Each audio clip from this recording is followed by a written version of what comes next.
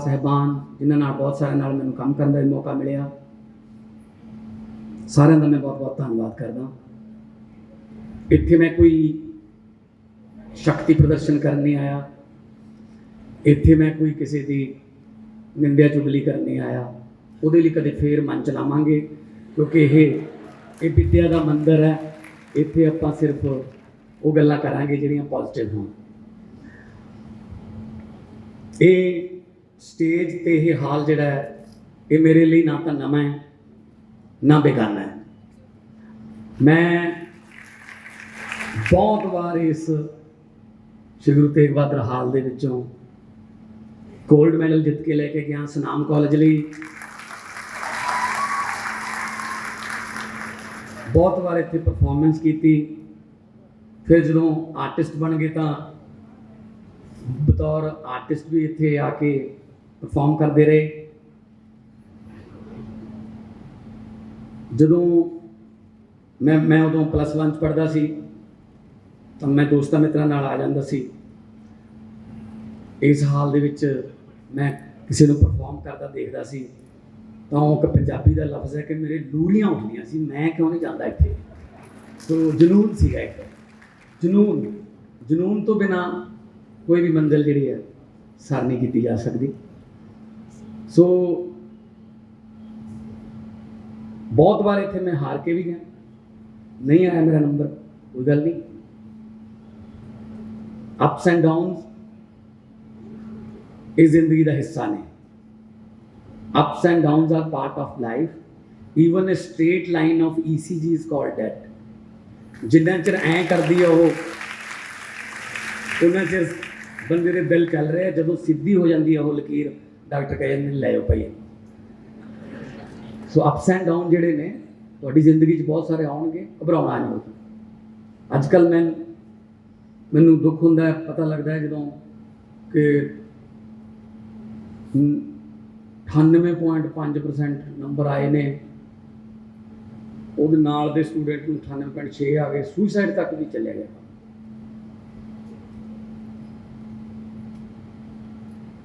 तुसीं ये देख लो भी जरूरी नहीं होंदा कि हर एक ने 99% लैने ने, किताबी कीड़ा बनना है। अजकल तो बहुत ज़्यादा रास्ते खुल गए। पहले बहुत मापे भी बहुत पाबंदियां लाउंदे सी। 80% मापे कहते सी मुंडा डॉक्टर बने। मैं फिर मरीज कौन बनूंगा। 80% कहते पायलट बने। मैं सवारियां कौन बननियां, कल्ले पायलट ही जाया करनगे जहाज़ां च। ਉਹਨੂੰ भी तो पुछ लो ना बच्चे ਨੂੰ की बनना चाहता, ਉਹਨੂੰ पुछो की बनना चाहता, ਉਹਦੇ ਤੇ थप्पिया ना जाए। बहुत रास्ते खुल गए। ਹੁਣ ਤਾਂ दुनिया एक हो गई, छोटा जिहा पिंड बन गई। टैक्नोलॉजी ने छोटा जिहा पिंड बना। हाँ, किसी ਨੂੰ देख के ये ना कहो कि मैं आ बनना है। अपने अंदरों पुछो तुसीं की बनना। आंडा आंडे की किस्मत च टुटना लिखिया है। आंडे ने टुटना ही टुटना है। पर फर्क इन्ना कि जे आंडा बाहरली फोर्स नाल टुटदा है तो अंदरली जिंदगी खत्म, जे अंदरली फोर्स नाल टुटदा है तो जिंदगी शुरू।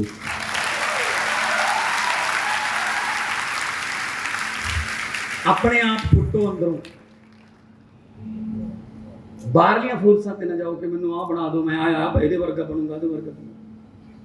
अपने वर्गा बनो। परमात्मा ने हर एक बंदे को कोई ना कोई गुण दिता है, पछाणन की लोड़ है। आलोचना झलनी सीखो। दुनिया में सबसे बड़ा रोग कि मेरे बारे में क्या कहेंगे लोग। जिहड़े आपां कपड़े पाउने आपदे वास्ते थोड़ी पाउने।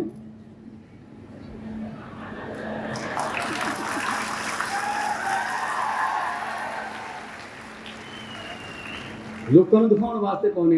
जे सानू इन्ने प्यारे कपड़े ने घरे जाके जान सा पहले इन्होंने क्यों लाने।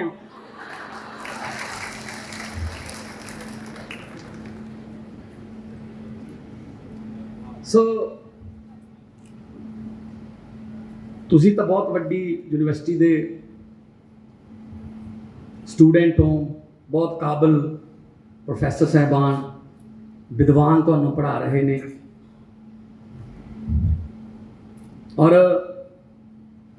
विद्या तो बड़ा दान कोई होर नहीं हो सकता। तुहाडा प्लाट चोरी हो सकता है, तुहाडी गड्डी एक्सीडेंट टोटल लॉस हो सकती है, पर जिहड़ी तुहाडे कोले विद्या है इहनूं कोई चोर चोरी नहीं कर सकता, कोई ठग दे नाल ठगी नहीं मार सकता। वो तुहाडे इत्थे पई है बस।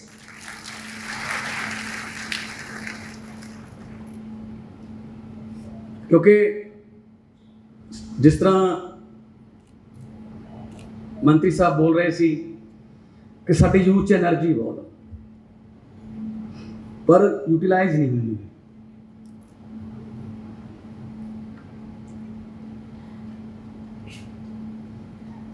जिहड़े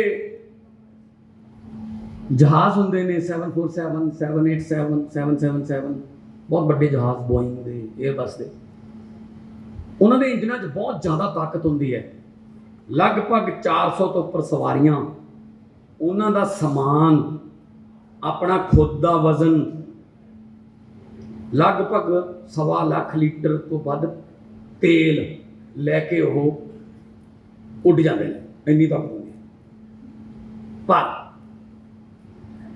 एक बहुत इंटरस्टिंग गल दसदा तुहानूं मैं कि जदों वो जहाज़ एयरपोर्ट के गेट पर लग्या खड़ा होंदा है, उसकी ताकत जीरो होंदी है, क्योंकि जहाज़ के बैक गेयर नहीं होंदा, अगे जा नहीं सकता, बैक हो नहीं सकता। फिर एक छोटा जिहा ट्रैक्टर आता है, वो ट्रैक्टर उन्होंने इदा करके ऐ सीधा कर देंदा है, जहाज़ नूं रनवे दिस जाता, फिर ट्रैक्टर नूं कहंदा थैंक यू वेरी मच, हुण मैनूं अपने इंजनां ते यकीन है। मेरे देश का सारा यूथ बहुत बड़े बड़े जहाज़ है, तुहाडे इंजनां ते मैनूं कोई शक नहीं, पर कोई लीडर, कोई इहो जिहे विद्वान जिहड़े ट्रैक्टर बन के तुहानूं सीधा कर देण, वो नहीं मिले।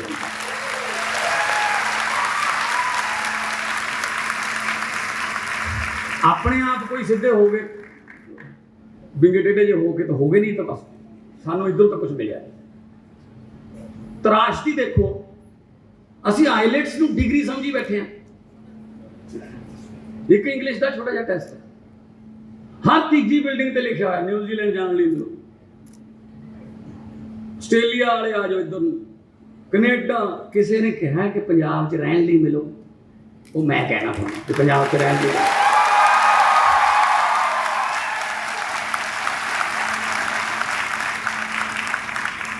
फिर उत्थे जाके दिक्कत आउंदियां ने, भाषा हो रहा है, मौसम हो रहा है। फिर मेरे को आउंदे सी, बुलाओ जी वापस, इन्होंने जेल च चले गए। आप आपदा घर क्यों ना ठीक करिए, भी अपने आप को पछाण लो कि तुसी कौन हो, पता लग जूगा बस। एक चिड़िया घर सीगा, ਉਹਦੇ ਵਿੱਚ ਇੱਕ शेर ਸੀਗਾ, ਕਿਸੇ ਬਾਹਰਲੇ ਮੁਲਕ ਦੀ ਗੱਲ ਹੈ। ਉਹ शेर ਜਿਹੜਾ ਸੀ ਪਿੰਜਰੇ 'ਚ, ਉਹ ਲੋਕਾਂ ਤੋਂ ਡਰਦਾ ਸੀ। ਜਦੋਂ ਉਹਦੇ ਕੋਲ ਲੋਕ ਆਉਂਦੇ ਸੀ, ਉਹ ਡਰ ਕੇ ਇੱਕ ਪਾਸੇ ਹੋ ਜਾਂਦਾ ਸੀ ਪਿੰਜਰੇ ਦੇ।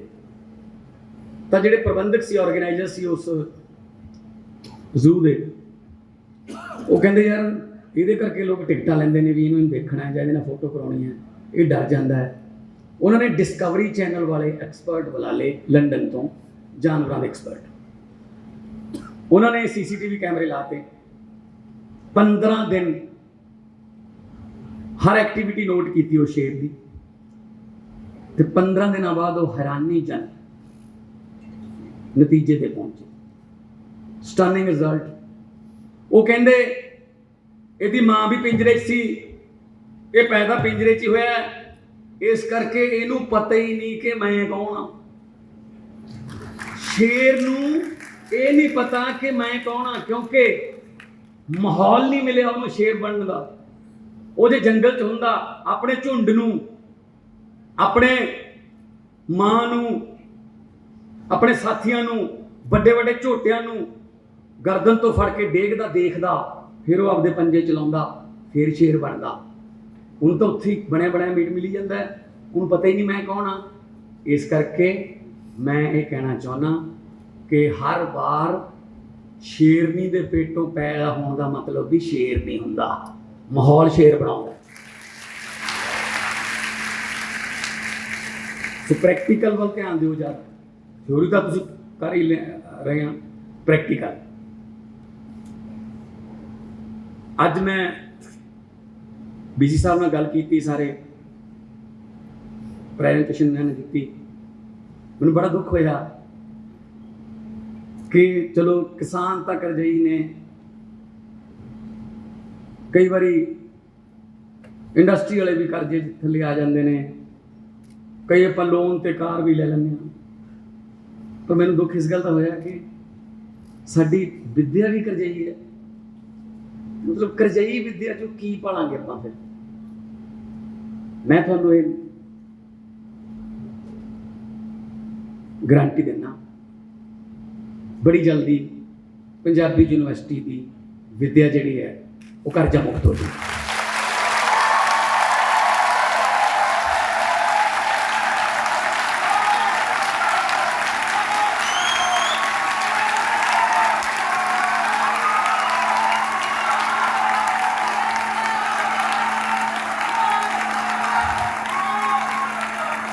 Thank you. किसी नूं पैसे करके, पैसे की घाट करके उचेरी सिक्ख्या तो वांझा नहीं रहना पऊगा।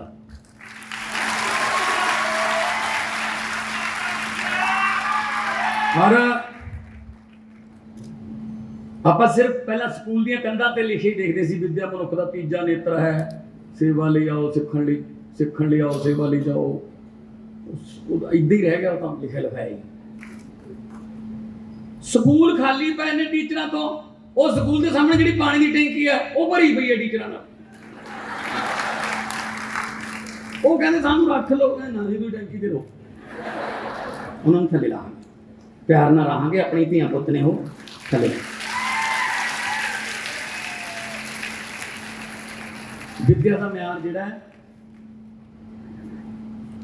वो वर्ल्ड क्लास किया जाऊगा।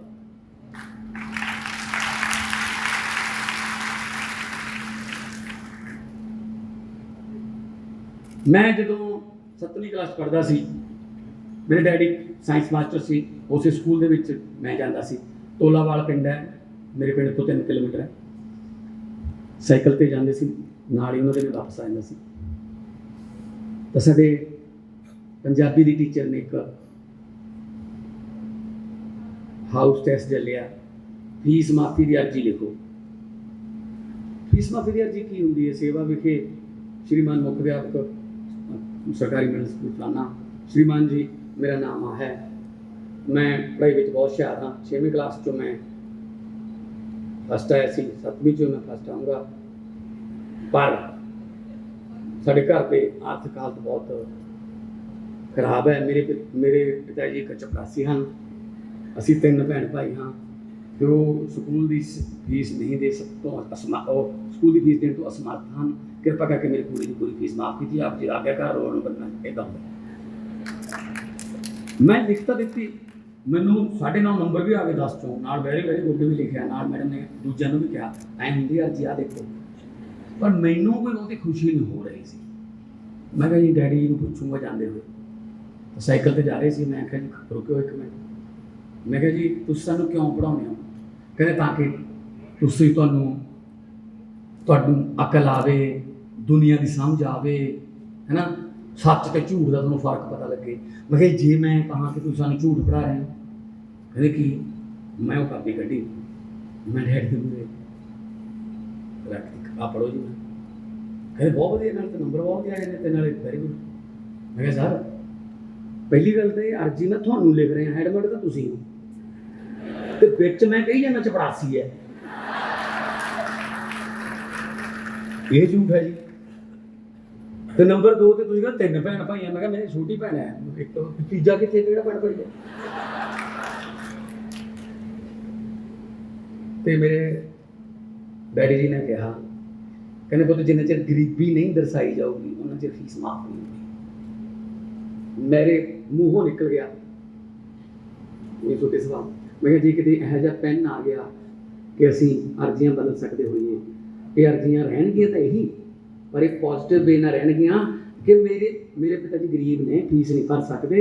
मैं नहीं कहता तुसीं माफ़ कर दो, मेरी फीस आधार कर दो, मैं वादा करदा मैं जज बन के, मैं DC के अफसर बन के ब्याह समेत इस फीस जी वापस कर दूँ।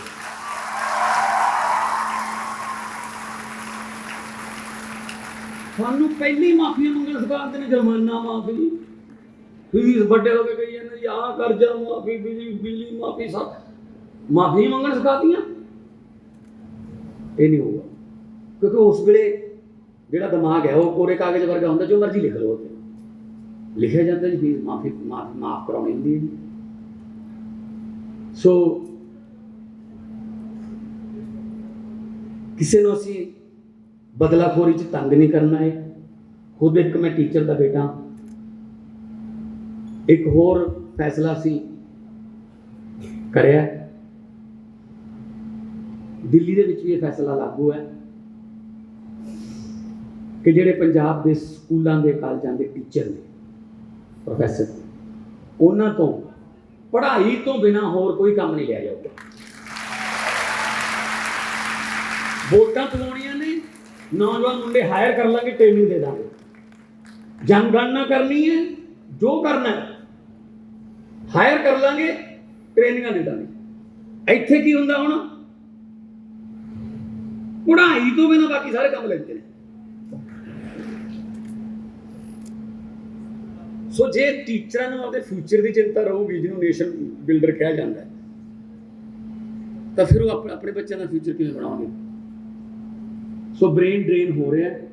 ਨਾਲ ਇੱਕ ਬੱਚਾ 15 ਲੱਖ ਰੁਪਈਆ ਲੈ ਕੇ ਜਾਂਦਾ ਹੈ, 2 ਸਾਲਾਂ ਬਾਅਦ ਉਹਦਾ ਪਰਿਵਾਰ ਖਾਲੀ ਕਰ ਲਿਆ ਇਸ ਤਾਂ ਪੰਜਾਬ। ਉਹਨਾਂ ਨੂੰ ਵੀ ਬੇਨਤੀਆਂ ਕਰਾਂਗੇ ਕਿ ਆਜੋ ਆਪਾਂ ਆਪਣਾ ਘਰ ਠੀਕ ਕਰ ਰਹੇ ਹਾਂ, ਆਜੋ ਆਪਾਂ ਆਪਣੇ ਘਰ ਨੂੰ ਠੀਕ ਕਰੀਏ।